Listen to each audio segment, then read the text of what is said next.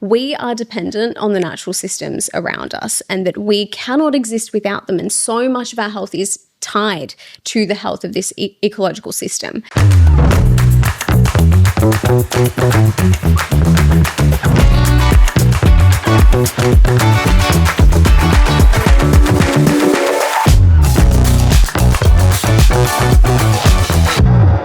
Welcome to Ascend Your Story from the Ascent Media studios in the sunniest place on earth, sunshine in Melbourne's west on the lands of the Wurundjeri people. I'm Sam O'Reilly, the director at Ascent Media. Today's guest is a junior doctor at Austin Health, a Wattle Fellow and committee member with Victorian Doctors for the Environment. She's also a sustainability officer at the Austin, where she's focused on shaping awareness of planetary health and the deep connection between human well-being and the natural systems we rely on. Beyond medicine, she is an oil painter and multimedia artist who uses storytelling as a tool for climate action. She's passionate about empowering junior doctors, teams and educators to lead change in the workplace and advocate for a sustainable, climate-resilient healthcare system. Tanishka Brahmanand, welcome to Ascend Your Story. Thank you for having me. It's an honour to be here. When I hear junior doctor, I think of Doogie Howser journaling on his old computer and his mate Vinny climbing through his bedroom window. Is that what being a junior doctor is all about? I wish. What is being a junior doctor? So I'm in my first year of internship, and ultimately the jump from med school to junior doctordom is something no one really ever prepares you for. But what does my day look like? A lot of it is administrative burden, to be honest. It's trying to advocate for my patients, trying to get the ward work done, and really along the way learn something or hope to do so. But I think as a junior doctor, what's really exciting is that you do spend a lot of time with your patients outside of, say, the ward rounds. You're the one who check in on them, and that gives you an opportunity to advocate for them. That gives you an opportunity to understand who they are, what's brought them there, and try to optimize them even once they leave the hospital environment, because ultimately we want to keep them out of there and we want to prevent them coming in the first place. So what are the small things I can do in the discharge flow that will help them be followed up properly, that will make sure that they have what they need and they have the appropriate communication and tools from an education perspective to hopefully prevent representation. That is what my day usually looks like, apart from, 40 to 55-hour weeks once now and then. But that's all character building, and we hope that it gets better from here. What drew you to medicine? What drew me to medicine? I have always adored working with people, and I know that is the most cliche answer, but I mean it so dearly. Medicine is not the only way I've done that. It's been another mode and another way to do so. I think what I really adore about it is that it gives me an opportunity to learn very actively. It's pushed me in many ways I couldn't have even conceived. And it's another way for me to continue learning. I love learning through the creative arts, and medicine is also a very interrogative, problem-solving way to learn about the world around us and the ways we interact with people. So it's been another way to do so, but I do really enjoy it. And the teams and the people, it's just very, very fulfilling. So I'm grateful to be here, and I am grateful for the education that's brought me here. Yeah. Was there a moment or experience that made you decide it seriously? It all kind of starts actually, ironically, with a yearbook entry that I completely forgot about. So I'll take you back to our annual spring cleans. Me and my mum, she has this annual Con Marie every year, and it's quite a traumatic experience. We all pretend we get on board with it, and then somehow we're trying to salvage things, but we were going through yearbooks, and I was going through my year 2 one, and mum and I both kind of stopped in our tracks because one of the pages from when I was 7 years old, I'd written that I wanted to be a doctor or own a jewelry store. And for context, I have completely forgotten ever writing that. So I went, oh my gosh, if there's one thing they can't call me, it's inconsistent. I've been the same person since I was 7. But the language was really interesting to me because it said I want to be a doctor or own a jewelry store. It was, even from a young age, I thought I could be one thing, but I couldn't be another, or I hadn't conceived having a dual personality or facets of personality that could be, manifested into different careers. So it sounds like I've always kind of wanted to, but I thought that I could only be one thing. And I think now I realize that people tell you can't have it all, but I say you can have it all, but not all at the same time. And I'm a huge advocate for different chapters in your life. So I think medicine is something I've always, for some reason, been drawn to. Equally, I've also been drawn to art. I've been drawn to other things. So I have little chapters in my life, and medicine has been one of them, and I think it will parallel and continue to be. But either way, I've wanted to do so for a long time, funnily enough. So did you get to own a jewelry store? I actually did. I've owned a sustainable small jewelry business for about 7 years. And how that came about was quite funny. It was me being given $5,000 very kindly by the University of Melbourne. I finished year 12. And I thought, okay, this can sit in my bank account, or I can just do something random, fun and wild with it, and grew it into a 6-figure business in about 3 years, which was really unexpected, but it happened. And it was a lot of fun. And I just met so many creatives, so many cool photographers, videographers, people I just could have never really otherwise come into contact with without this opportunity. Served thousands of clients, and yeah, a really unexpected adventure that came out of just giving something a red hot go. So 7 years, that's basically the same time that you were studying for. Yeah. I started it during my undergrad, which I did an undergrad in like a Bachelor of Science, and I obviously 4 years of medicine. So I started it the first year out of school and continued on until I finished medicine. Wow. And what kind of jewelry is it? Mostly fine jewelry, so 14 karat gold, sterling silver, really with an empirical focus on renewable materials, recyclable packaging, and trying to minimize a lot of, say, the postal waste and the excess packaging that we get in consumer goods. So thinking of things that will have longevity, have quality, but also fuse my own South Asian heritage with the Western influence I've grown up with. Okay. And that really underpins a lot of the designs. How are you using your Indian heritage in your designs? For me, I'm from South India, I'm Malayali, and we adore our gold, and it's something that has a lot of cultural and just a very sacred significance in a lot of, our cultural heritage. It's the way it's an art form, really. It's the way we express ourselves. And ironically, my name means goddess of gold. So thank you, mum and dad, for that. It worked very well. But it's about the intricacies of the design. It's also, I think, an homage to gold in and of itself as a medium, which has been used for many centuries to be welded into stunning designs. And if you go to India, if you go travel around any parts, you will see gold. It just is imbued with this glow that is synonymous with India. So the whole brand really in and of itself is an homage to my heritage. My middle name is Keisha. Crazy. K-I-I-S-H-A. And I was always told that Keisha meant sun, which is, why I live in sunshine. Yep.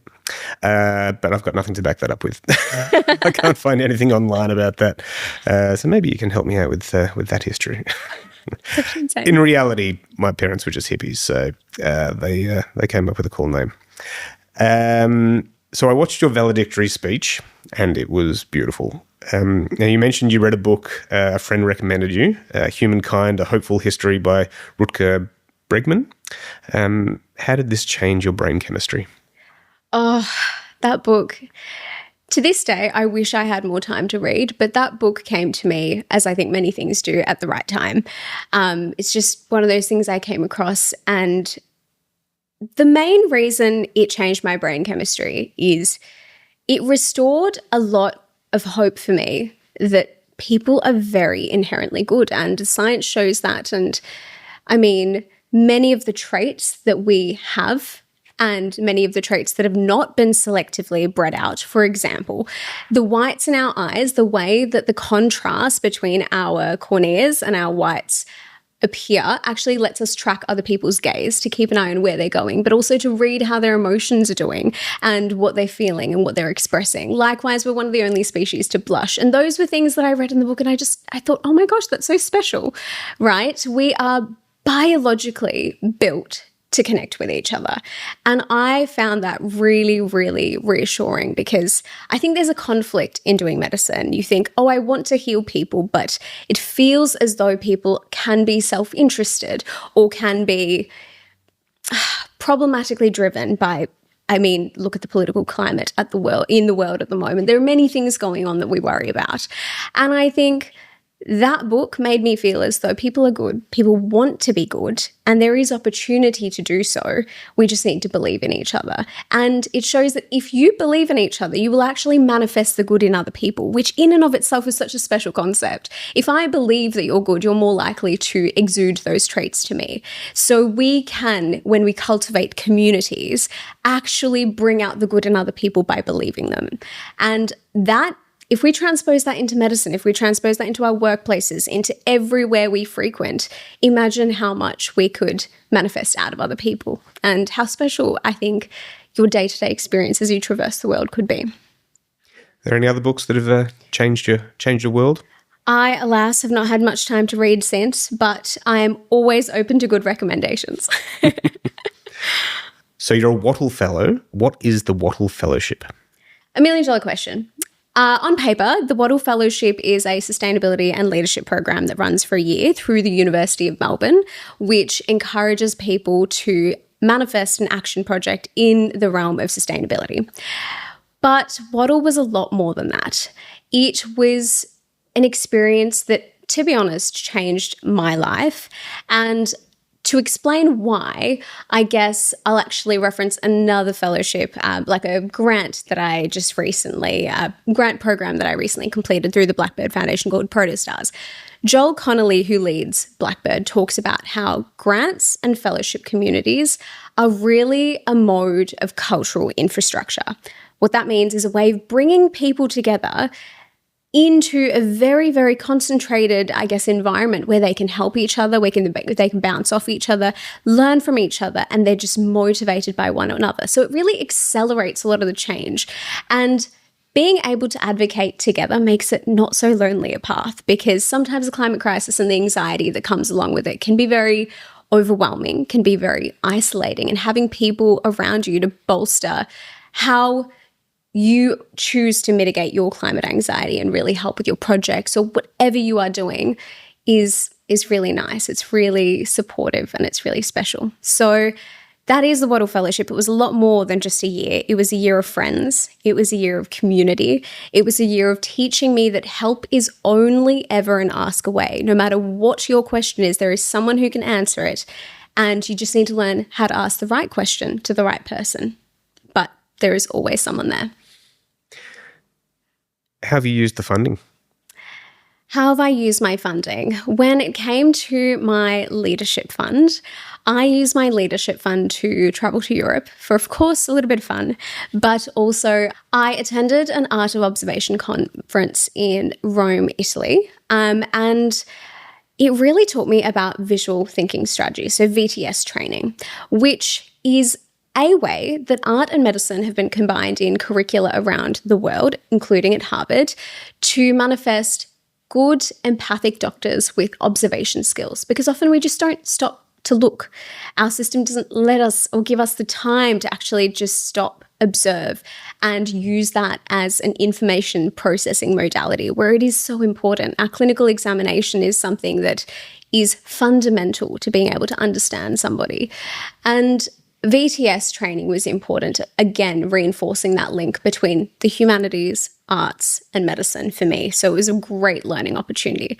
I also actually went to meet somebody that I was really, really excited to meet the whole time, which is Dutch artist Maria Koik. I took a chance. I traveled to Groningen in the Netherlands and met an artist who for a very long time has been a thought leader in the sustainability space, but also using visual impact to communicate key concepts, which in this case was sustainable healthcare. What role have fellowships and grants played in supporting your work? I touched on it a little bit, but ultimately I think that the main role of grant and fellowship communities is building a structured network and offering the help to answer a lot of the questions that might come up along the way when you're actualizing a project, which is really, really important, because I think a lot of us are fearful of starting something for the fear of failure. And we're very, I guess, bridled by this innate fear of not being able to execute what we want to. And that's exactly how I felt at the start of this project, really. I didn't have expertise in this region or this region. I didn't know who to ask. And so having a community where someone knows somebody is so fundamental to being able to understand how people who've traversed that path or a parallel path have done it before you and what they can offer you in terms of information and just wisdom, really. Apart from that, being able to go on retreats and spend time with people and just connect and reflect and touch grass, figuratively, literally, and mentally, was so special. I think it really restored my connection very viscerally with the environment around me, because wattle is about building connection and building connection in whatever way you want to do so. So for me, I've spent years in buildings and classrooms and, unis, and I felt very removed from what was around me. Even outside of that, in an art studio, it's still four walls. 100%, four walls and a roof. And I don't think I've spent enough time in nature, and that's something I'm actively trying to reclaim and do so now. So wattle was a way to force me to do that, because sometimes, again, in a hospital, in a very clinical environment, four walls, and white lights, you just forget about the outside world. And that's what it was really for me. It was a way to pause, reconnect, and reflect. Talk to me about Doctors for the Environment. Doctors for the Environment is a non-for-profit which brings together a lot of health professionals from across Australia, but we have different branches in the state. And ultimately, we're advocating that this climate crisis is a health crisis. And so it's about evidence-based advocacy. It's about using the platform that we have to be able to communicate health information with veracity, but also resources. So the website is a really great way to try and understand how this climate impacts our health and what are small things we can start doing, whether that be if you're a provider of healthcare or a consumer of healthcare, what are some meaningful modes of change that you can commit to also equally advocate yourself. So if you come from an educative background, there are amazing resources of how to integrate health teaching into healthcare curricula.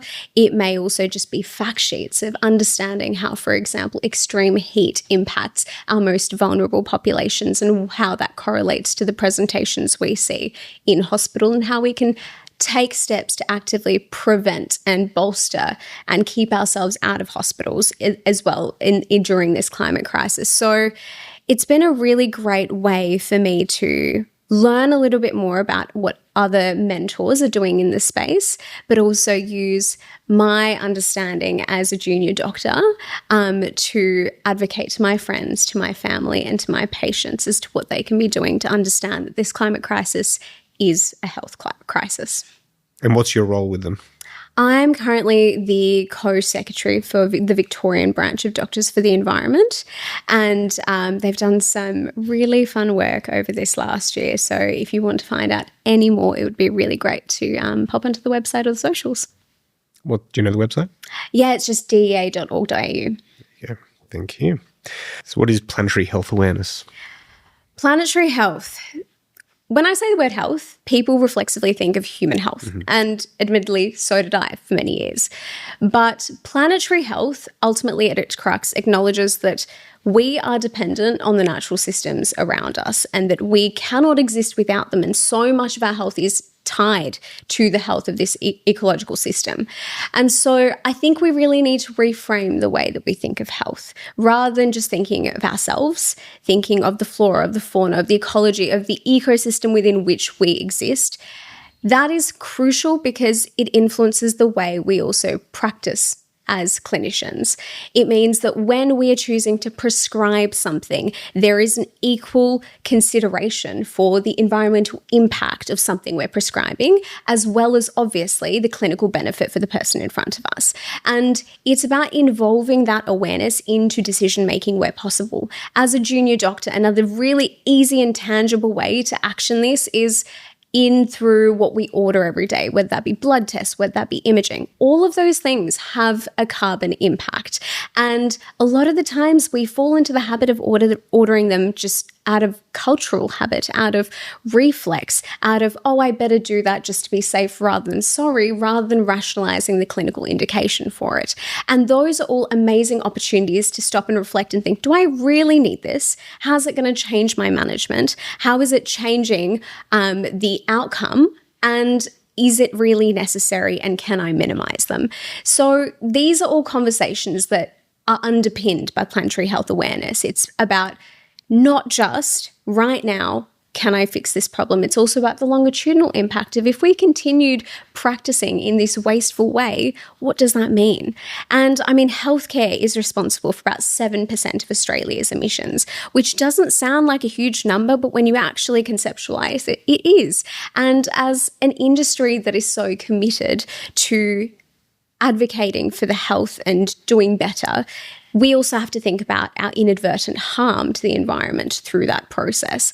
And so planetary health awareness is about really breaking that cycle of us also contributing to the harm and thinking that, yes, the climate crisis affects what we treat, but we need to mitigate our carbon footprint in that process as well. What role do you think healthcare can play in shaping broader public awareness of planetary health? Part of your role as a doctor is about being an advocate and understanding that one of the statistics that really brought me into this position is understanding that 60% of what we do, sure, is high value care. But 30% of what we do is low value care, and 10% can actually be harmful to patients. If people knew that and people realized that how much we over-investigate, how much we over-order, how much happens that doesn't need to happen, that's carbon intensive, that's pollutant, that's unnecessary, that would also help us co-advocate for doing what's evidence-based and what's necessary rather than being reflexive and defensive in what we are doing. So at the end of the day, we know that low carbon care is high value care. And there is a lot of evidence to show that if we use more clinical rationale in what we actually actioned during the management process and the treatment process, we wouldn't need as much as we do. But it's also about patient-centered care. Involving our consumers in that process is really crucial, and that's about the communication. So I think our role in this climate crisis is about evidence-based advocacy. It's about explicating that link between health and climate, and it's about working with patients to also help them understand how they can involve in preventative health, keep themselves out of hospital, and at the end of the day, realize that this climate crisis affects all of us, whether you're in healthcare, outside of healthcare. We are just a conduit for that health information. So in November 2019, Victoria finally brought in the ban of lightweight plastic bags. Hooray for the environment. So we thought. Then the pandemic hit and the amount of unrecycled medical waste increased astronomically. You are one of the creative producers of an art exhibition and research project called Do No Harm, Reflections on Healthcare. And you explore the amount of waste in the medical world via art. Tell me about it. Absolutely. Do No Harm has been the love child of about 1.5 years of work. It is a project that has come out of my Waddle Fellowship and really is the nexus of that action project, but has been supported by Medical Pantry and Climate, who I'll talk about in a bit. So what is it? It's a week-long public-facing exhibition opening October this year, advocating for planetary health awareness. And the aim is also to think about artivism as a mode of intervention. So thinking of how art can be used as an advocacy tool to start these conversations about planetary health. The waste problem is not the only problem. It's just a very visual and tangible problem. So it's a nice way to start the conversation.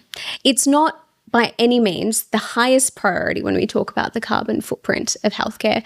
But again, it's what paved my way here, and it's really nice from a visual impact perspective to be able to start and bridge that conversation. The artwork featured on the event page by Maria Koik, who you mentioned before, her piece, This is the Waste of One Operation, My Operation, extremely powerful. Can you describe it to the audience? I can. This work is what started my whole sustainability journey. It was in a medical school lecture in third year that I saw this, and it actually opened the slides and it's burnt into my brain since. So Maria lies in the middle and she's in a patient gown and she's surrounded by these concentric circles of waste. And we learn that the waste is representative of the accumulated waste from her one mastectomy surgery. And the position in which she is placed is very Vitruvian man-like-esque, if you will. And that, for me, speaks to the link between art and medicine, which is long-standing, and Da Vinci has long explicated that. But the waste is just shocking. And it's that juxtaposition. I didn't believe it when I first saw it. I know. And I think it's like that juxtaposition again of just that one person surrounded by this sheer excess. And you think, my gosh, yes, this is a very personal testament to being grateful for modern medicine, but also conflict around the environmental cost of commercialized healthcare. And that image was so powerful to me that I just couldn't get it out of my head. And funnily enough, I was traveling. I did a elective in Newcastle upon Tyne at Fremantle Hospital, which was very, very grateful to be there. And that image was all the way over there in the UK. I saw it there. I saw it in my medical school lectures. It was internationally, it became a symbol for sustainable healthcare and the waste that's produced. So it's been real special to be working with Maria and, the full circle, if you will. Where's the line between shock value and meaningful awareness in art like this? That's a really great question. Shock value is important to be able to evoke and motivate and inspire change. But I do agree that it's equally about balancing solutions and propagating hope amidst this climate crisis, because many of us do feel climate anxiety, and seeing these depictions of waste, of just hurt, of land destruction, of ecological destruction, biodiversity loss, the whole climate conversation can be very heavy, and I understand that. But this exhibition is also a testament to hope. It's about reclaiming storytelling. It's about reclaiming what can come out of people coming together, expressing how they feel, solidarity in that process, assuaging some of your own climate anxiety through activism, and showcasing some of the solutions that do exist, some of the alternatives to plastics that are coming out. We know that we need to divest away from fossil fuels. Working in that space and creating this imagery which really speaks to what we want and envisioning that future that we are advocating towards in and of itself is a hopeful process. So I understand that shock value can be effective, but I think it needs balance as well. And I really hope through the curatorial process of this show, the artists also are imbued with both of those things, measuring, yes, here is the harm, but here is what we can do as well. Mm. Tell me about the other artists in the exhibition. I don't want to forget any of the artists, but I will talk to some of them. So Edwina Green, who is an amazing Trawlway woman who has been instrumental in both curatorially supporting this show and contributing artwork to this show, has been a real source of learning for me for the First Nations perspective that underpins storytelling and how we have so much to learn about being true stewards and environmental stewards, and that ultimately, these knowledge systems that we know have existed for so long need to be given the prominence they deserve, and they need to be actively involved in the co-design process as well as actively involved in healthcare and health messaging. It's so fundamental, and it's really exciting to have her a part of the show. I also have Dr. Bob Smith, who is an anaesthetist and artist from Western Health. There's Frankie Chung, a fellow Wattle fellow, I've been working with as well. Adedo, who is a Nigerian artist who has really been speaking to the vulnerable populations that are often affected by the climate crisis that don't get a lot of light. Kanchi Chopra, who's an Indian artist who works with radiological explorations of flora and fauna and thinking about how we value different forms of life and why we do. Some of the other artists are also Maria, of course, Janet Lawrence, who's an Australian artist and has long time advocated for marine ecology and understanding how our beautiful oceans are such an incredible carbon sink, and we really need to advocate for their health. So yeah, a real lineup, a lot of different people. And what kind of mediums are they working with? The mediums are really diverse. We do have traditional artists. We have multimedia artists. Again, radiological exploration, so actually using x-rays and scanners to produce some of the work. Very intrigued by that. Yeah. That should be very interesting. And a lot of the work is also made out of medical waste, which has been very kindly donated by both Medical Pantry and the amazing nursing staff at the Austin ICU department. So we have lots of different works. We have installations, and there's also videos. So notably, we're showing a work by Janet, which was shown at COP21 during one of the exhibitions associated. And it's an incredible work called Resuscitation for the Reef, which we're commemorating on its 10-year anniversary. So that'll be a real testament to how art has long been used, but also how it's cyclical, how ironically 10 years later, there is still a lot we need to do and a lot of goals that we need to reconsider and re-advocate for. So it's been really nice to think of how many different artists we can showcase, how diverse everyone is, and how diversely they work as well. And you forgot to mention yourself. You're exhibiting as well, aren't you? I am exhibiting. I have traditionally been an oil painter, but through this experience, I've really challenged myself to branch out a little bit. So I'm working in multimedia and trying to use some of the medical waste that I've collected myself through work to also form some of the artworks that are shown. How are you using medical waste? Shouldn't that be trashed? A good question. So Medical Pantry, a great opportunity to talk about the incredible work they do. They divert approximately $200 million worth of unused, clean, often unopened and simply expired medical waste out of landfill every year. And there's many modes through which we redistribute this, whether it be to developing countries, it might also be to animal welfare charities who are able to reutilize some of the work, but some of the waste. But one way is also through art. So Medical Pantry have been instrumental in providing much of the material, and it's perfectly clean. It's perfectly usable, and unfortunately, a lot of it gets dumped in landfill because of supply barriers, restrictions around expiry, you name it, whatever it is, it ends up stockpiled and ending up in landfill. So that's all usable. And also the Austin Health ICU department, the nursing staff, very kindly collected about a fortnight's worth of waste for me, which you'd be shocked if you saw how much there was. And that's all just clean stuff that has to routinely be thrown out just through the patient flow. It gets discarded along the way, and that's what's been collected. About 10 years ago, I worked on a documentary in Vientiane in Laos about a voluntary ambulance service.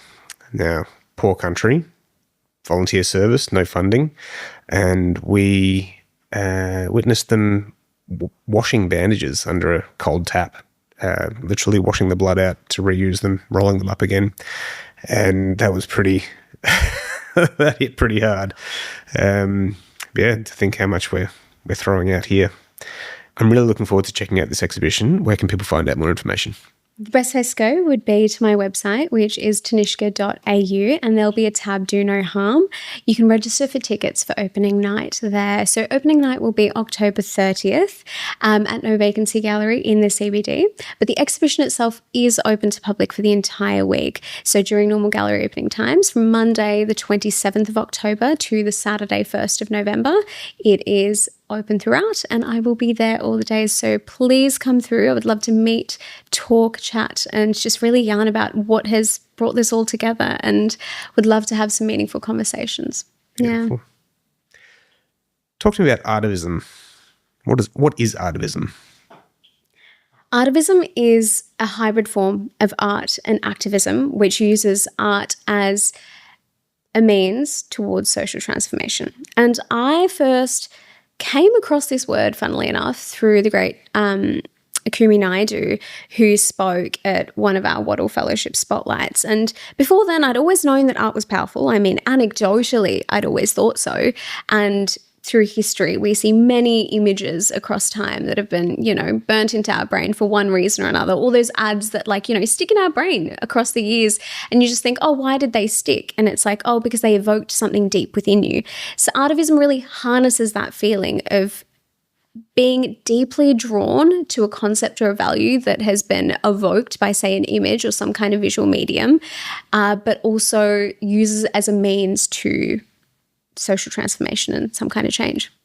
Would you consider yourself more an artist who does activism or an activist who does art?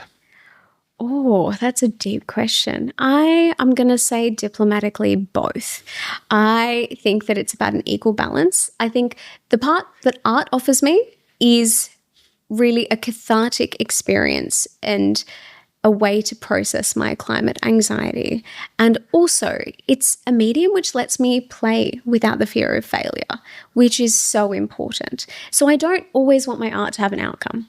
I want to also be able to experiment and play without the fear of, oh, is this going to do what I intended? Is this going to mean something deep? It can also just be for the sake of. So I do love art in and of itself. The artivism part of it, or the advocacy part of it, is something secondary. It's come out of many works inadvertently, but also it's something I do think is important.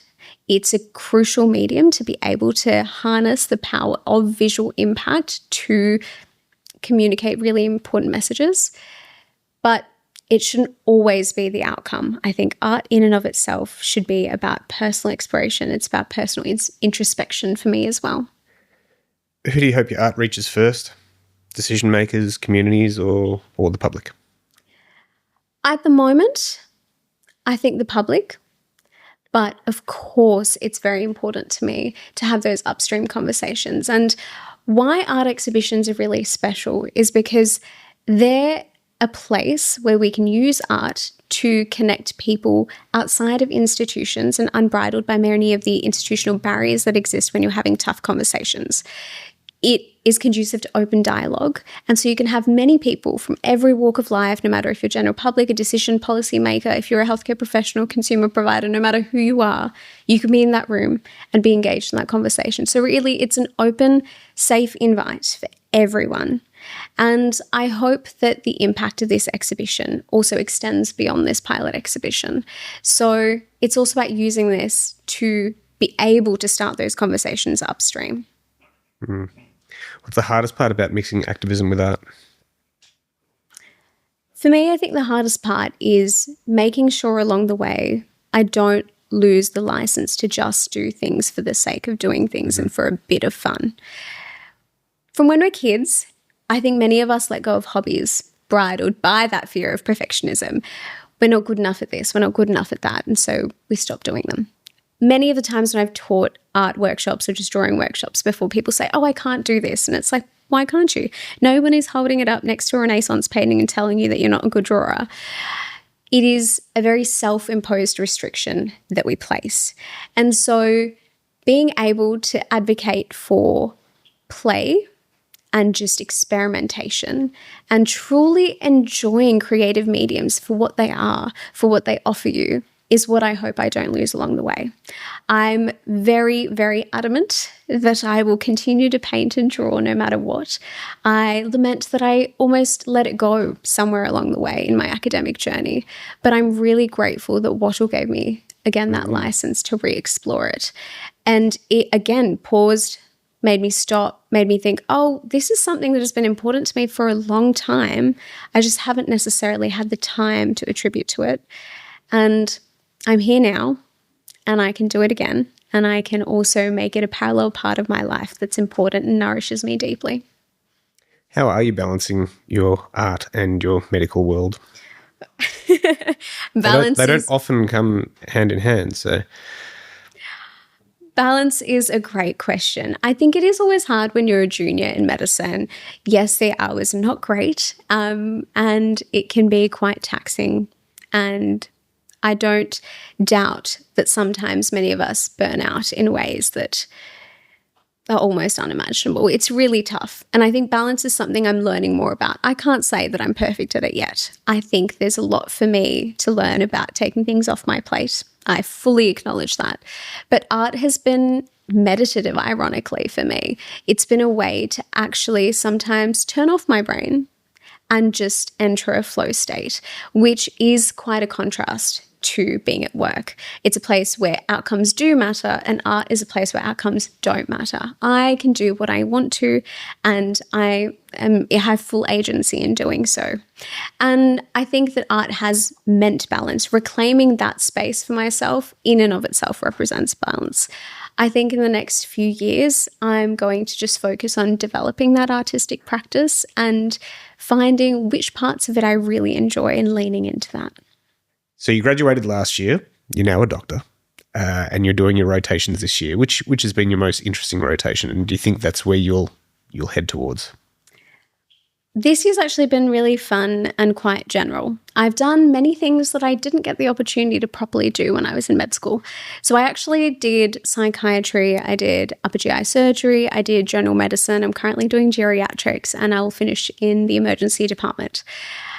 It's been a really great way to learn and fill my knowledge gaps in these areas of medicine that I may not necessarily want to do long term, but really interest me and I think are important repositories of knowledge to have moving forward. Thinking of where I want to go, I am very interested in anesthesiology and critical care more broadly, and I think that's where I'm heading.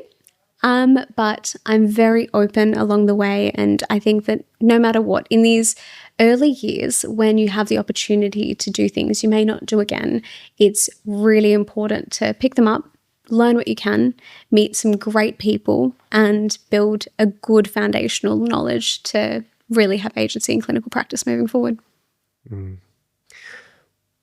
About 15 years ago, maybe 20 years ago, I was riding my bike to work, and I jumped a gutter and hit the deck and hurt my shoulder. The first people on scene were a couple of med students, and they were very excited to use their skills in the real world. Wasn't terribly helpful for me because they were just spewing off medical jargon, and I'm like, just keep the sun out of my eyes and the flies off my face and call an ambulance for me, please. But they were very friendly. Have you had the opportunity to use your medical skills out in the real world outside of a hospital? Out in the wild? Ooh, not quite. I'm happy. I like to keep my work life and my personal life separate. You're not just randomly tripping people over to... No, not intentionally. No, I'm sure it will happen at one time. I had a tip. Someone told me to make sure when you catch a flight, make sure you don't put doctor on your ticket. So I'm heeding that advice very dearly. But no, I haven't. Now, where do you think your art will go from here? Where do I think my art will go? I don't know. I am really at the start of this journey, and I'm just excited wherever it takes me. I've been working very closely with Climb Art, who are an arts and advocacy organisation chaired by Deb Hart. And I think that working with them has shown me that I can align my values with my artistic practice and really explore what it means to me to deeply connect with the environment around me, and if that's something I can communicate through my work. And some of it will be about advocacy, some of it will just be for me, some of it will also just be about entering a flow state and really enjoying the process. So the answer is I'm not sure, but I'm excited nonetheless. Outside of the artists that you've got exhibiting, who inspires you? That's a big question. There are a lot of people who inspire me. I can't pick one person, if I'm honest. I think that if I just limit this to the last year, I've met so many people that have really broadened my perspective. And to be honest, they would probably be through the Wattle Fellowship and through the Protostars grant community there. I think what has been really nice is meeting people outside of my faculty and outside of medicine. I'm going to say people outside of medicine inspire me because they are on an alternative path to something I've chosen. I think there's so much translational knowledge that we can bounce off each other. So whether that be through the mentors I have had meetings with over the last 1.5 years, of which there are innumerous, or whether that be through my fellow peers who study in realms very, very different to my own. I think I'm just inspired constantly by people who are passionate and people who are outside of my own faculty. Can you give me 3 takeaways from your work in the fellowship in the last year? In last year, my 3 learnings. I think 1, we need to reframe the way we think of health. We need to synonymize it with planetary health, because ultimately, this climate crisis is a health crisis. And so changing that definition and making sure that we're reflexively thinking of the planet as a system and us as a part of that system is my first big takeaway. 2, we need to reclaim our right to just experiment without the fear of failure. For me, that medium is art. For others, it might be music, it might be reading, it might be writing. Whatever it is, I think we need to be able to almost reclaim many of those things we did as kids and we let go of along the way for whatever reason, but just do things for the sake of doing them, for enjoyment, for what they offer you, for your well-being and for your sanity and for your happiness. And the third is a cliche, but really has rung true this last year. Find your people, however that might be. For me, grant and fellowship communities have been one way to do so, with a bit more formal structure and a bit more mentoring and funding opportunity. But there are incredible ways to find your people, and it really makes this space, climate advocacy, less isolating. It helps doing it alongside other people and alongside other passionate individuals who are just here to do good. It restored my own faith in people being inherently good, and it's just made this enjoyable. I don't think work should ever drain us, and I think this is really important to me. So finding people has been really rewarding. If you had unlimited funds, what kind of exhibition would you like to put on? If I had unlimited funds, I want to make this an iterative exhibition with annual renditions. And unfortunately, the arts is underfunded. It is really difficult to be able to start something sustainable that continues on.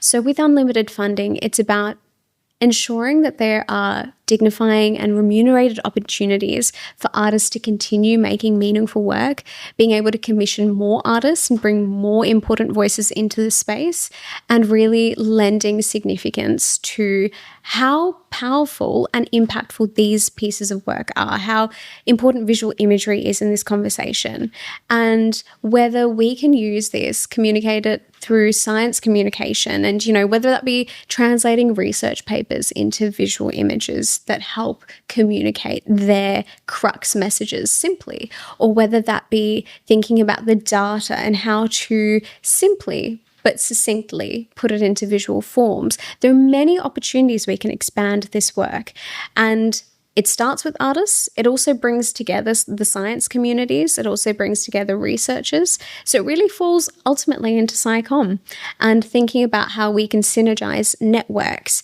And there are immense opportunities within that. But I think the first place to start would be iterating this exhibition and thinking about where it can go from there. Mm-hmm. I'm sure you're very much looking forward to opening night. I am. I'm really excited, and we'll be officially co-hosted by the Waddell Fellowship and Climate and supported by Doctors for the Environment, the Victorian Branch, Medical Pantry, as well as, of course, the University of Melbourne. So I'm very grateful to everybody who's made this possible and really helped bring this little dream to fruition. Mm. Well, last question. Where can people buy tickets for your exhibition, and where can people find out more about you? The easiest way would be my website, which is tanishka.au. There'll be a tab called Do No Harm, and you can register for tickets for opening night there. If you'd like to follow me on socials and keep up with the work and all the amazing artists that are involved in this exhibition, it's @bytanishka on Instagram, and I would absolutely love to have you there. Well, Tanishka Brahmanand, thank you very much for coming on to Ascend Your Story. Thank you so much for having me. Thanks to the Ascent Media team for putting the show together. Producer Jonathan Brown, all things production Michael Nguyen, and intro sequence by Nico Scott. I'm Sam O'Reilly. Ascend Your Story is an Ascent Media production. We tell the stories of amazing people in science, tech, research and more through video, photography, live streaming and podcasts like this one. You can see our work and check out all the other episodes at ascentmedia.com.au.